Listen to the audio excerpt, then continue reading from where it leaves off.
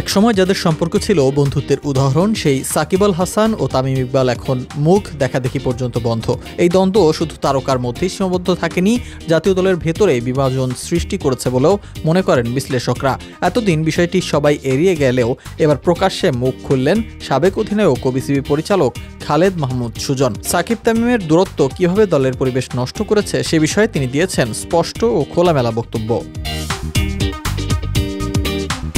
সম্প্রতি এক সাক্ষাৎকারে সুজন জানান, সাকিব তামিমের দ্বন্দ্ব যখন প্রকাশ্যে আসে তখন থেকেই জাতীয় দলে শুরু হয় স্পষ্ট বিভাজন। তামিম বাদ পড়ার পর ড্রেসিং রুমে তার সমর্থকরা অস্বস্তি নিয়ে সাকিবের ঘনিষ্ঠদের সঙ্গে থাকতে বাধ্য হন। এই বিভাজন যে মাঠের পারফরম্যান্সেও প্রভাব ফেলেছে তা অস্বীকার করার উপায় নেই। তামিম দ্বন্দ্ব মিটিয়ে নেওয়ার ব্যাপারে আন্তরিক হলেও সাকিব তাতে অনাগ্রহী ছিলেন বলে দাবি করেন সুজন। তিনি বলেন, আমি দুজনকেই বলেছি তোমরা এক হও। তামিম রাজি ছিল, একাধিকবার চেষ্টাও করেছে, কিন্তু সাকিব আমাকে সোজাসাপটা বলেছে না ভাই এটা হবে না। সুজন আরও বলেন, আমাকে অনুরোধ করতেও নিষেধ করেছে সাকিব।